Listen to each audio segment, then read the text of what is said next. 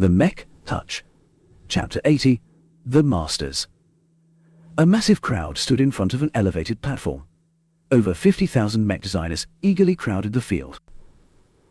The walkers remained standing on the field, while the flyers stood on empty air, as their anti-grav clothes held them aloft without effort. If so many people gathered in a single location, they normally acted boisterous. However, none dared to utter a sound because of the awe-inspiring figures sitting silently before them. On the podium, a handful of masters stood atop pedestals that listed their functions and achievements. A handful of uniformed students and retainers surrounded the tall pillars. The other reason why no one spoke was that the giant colossus loomed right over their heads. It blocked out the sun, casting them all in its gigantic shadow. The effect was pronounced, and all of their confidence sapped out as they resembled ants. An old and distinguished-looking gentleman approached the front of the stage. Age, dignity, and an almost palpable aura transcendence emanated from the figure. This was definitely a man who benefited from extensive life-prolonging treatments. If had to guess, this man was more than 500 years old. That meant he was born before the age of mechs, and witnessed its rise. The man gazed his piercing eyes over the crowd, causing every visitor to feel their breath stolen away. Most did not know who this person was, but the few that did bowed their heads, and dared not to meet his eyes. Even Vess had no clue who he was, and that meant something as he had studied the mech development faculty extensively during his travels. "Are you proud?" the old man asked, causing the crowd to fall into confusion.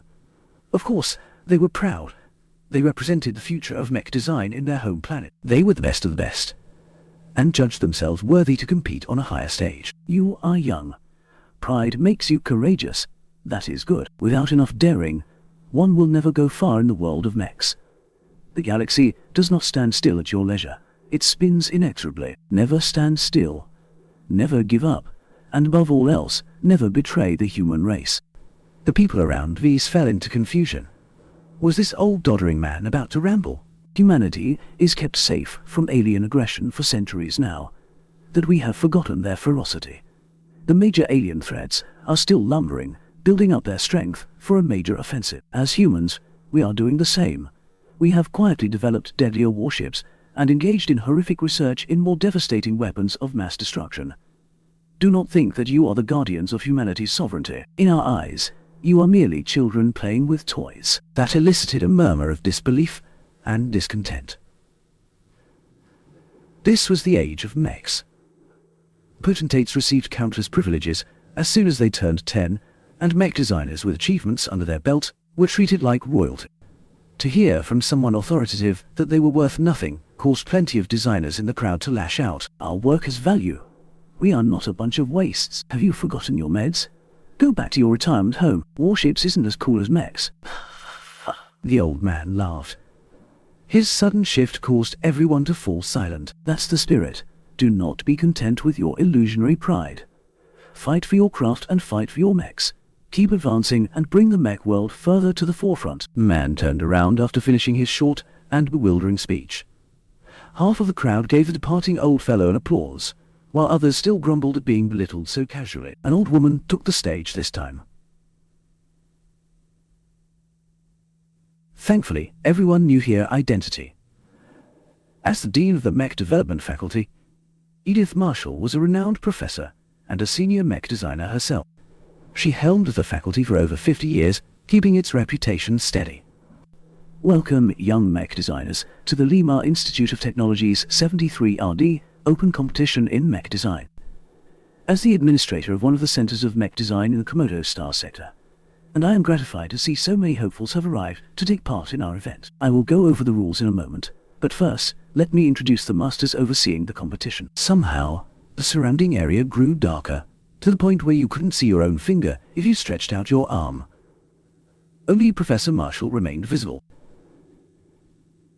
She gestured towards the leftmost pillar, which lit up slowly, casting the master and everyone around it in a contrasting shadow.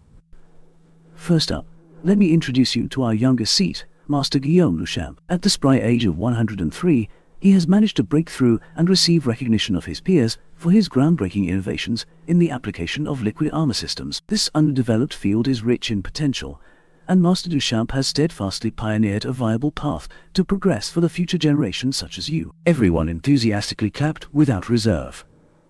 Master Duchamp was a genuine pioneer who persisted in developing a field untouched by the elites in the center of the galaxy. With a partnership of many different research institutions, he managed to lead the successful development of prototype armor that possessed both solid and liquid attributes.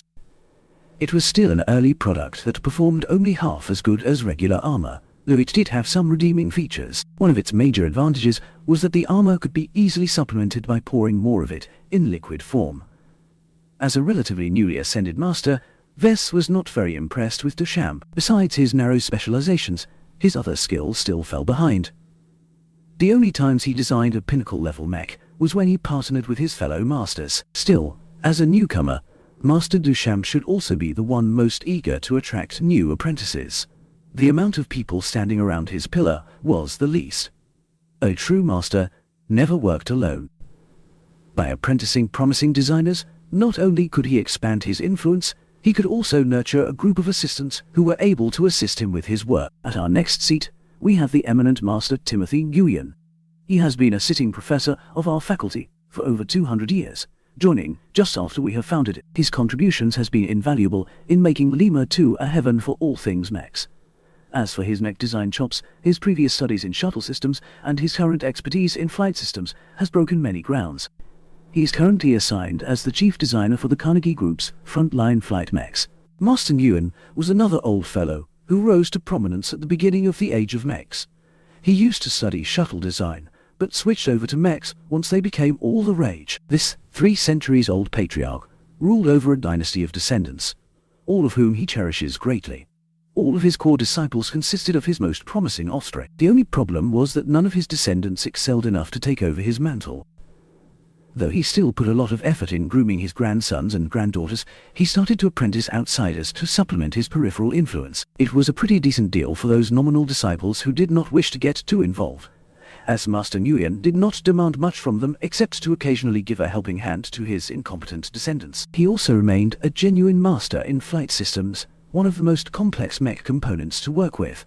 Flight-capable mechs possessed a lot of mobility and could be utilized in many ways. Flight systems were also essential in operating in outer space, where there was no surface to speak of for ground mechs to maneuver. Only their immense energy requirements stopped them from being implemented universally. For our third seat, we have our pride and joy, Master Meredith Katzenberg. A lady after my own heart, she is one of the most remarkable minds in the field of exotic materials science. Her Katzenberg Research Institute has been a forefront in partnering with many other research organizations into the field of finding more affordable substitutes to expensive exotics that are scarce in our corner of the galaxy. Without her ceaseless work, our mechs would never possess the might to propel the Friday Coalition to a proper second-rate state. Everyone rose up and gave a thundering cheer to Master Katzenberg.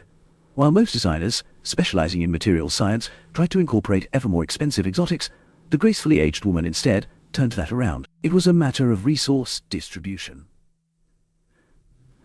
The mech designers situated closer to the center of the galaxy were spoiled for exotics, and could afford to incorporate all kinds of rare materials without considering their costs.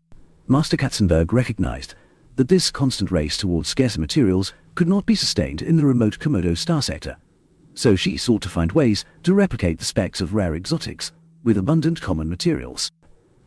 Her few successes had been vital in lowering the costs for high-performing mechs. Even if she hadn't been able to achieve a complete success, she still developed many alloys where she diluted the main material with a handful of cheap stuff, essentially lowering the amount of exotics required without impacting its effectiveness too much. Due to her split focus in multiple specialties, her designs never really excelled in terms of performance.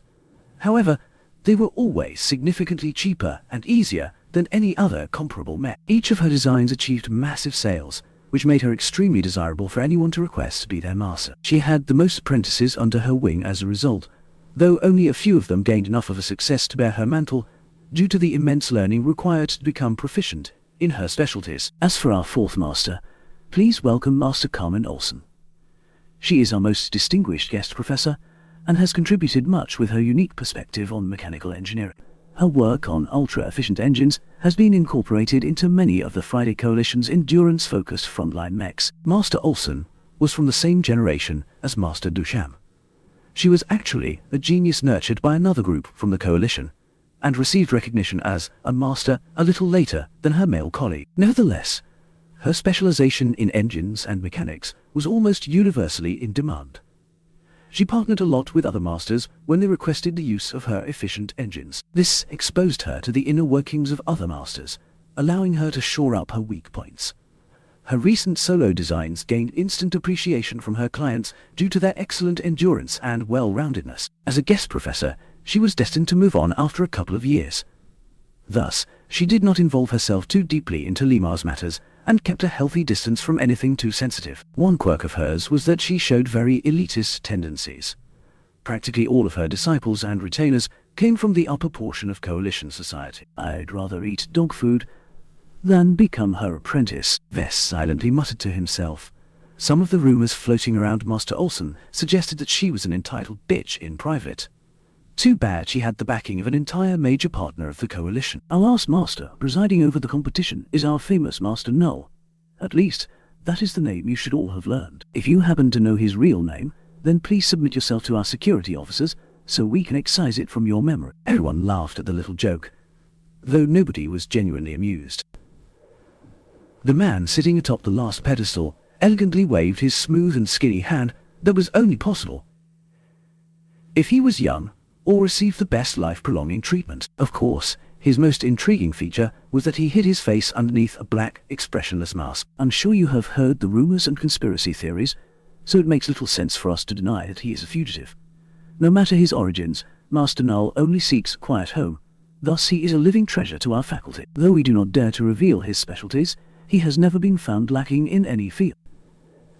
As a supposed fugitive from an advanced second-rate state or a first-rate superstate, Master Null acted as an all-rounder, decent in any field, but excelling in none. Of course, everyone knew he hid something special, but to prevent his pursuers from sniffing him out, he never publicly revealed his specialties. As someone with no outward weaknesses and strengths, he was every young mech designer's second choice. Perhaps Master Null gave up on making a name for himself, for he was also a prolific teacher. He had the most core disciples under his name, and even taught his nominal disciples diligently. Unfortunately, his lack of courage in passing down his specialties meant that his disciples only developed a mishmash of mediocre specialties. They were good enough to stand on their own, but not enough to propel them to the highest levels of mech design. By now all of the pedestals glowed in the dark. Professor Marshall smiled and spread her arms. 5 out of 13 of our faculty's masters have expressed interest in taking on an apprentice. Thus, they are now before you. Be mindful of your behavior and show your best performance, because you might be one of the handful chosen to ascend the skies. Master Duchamp, Master Nguyen, Master Katzenberg, Master Olsen, Master Null. If Vess wanted to progress his career, he had to catch the eye of one of these eminent persons. Barring the snobbish Master Olsen, Vess already started to formulate strategies intended to accomplish such a difficult goal.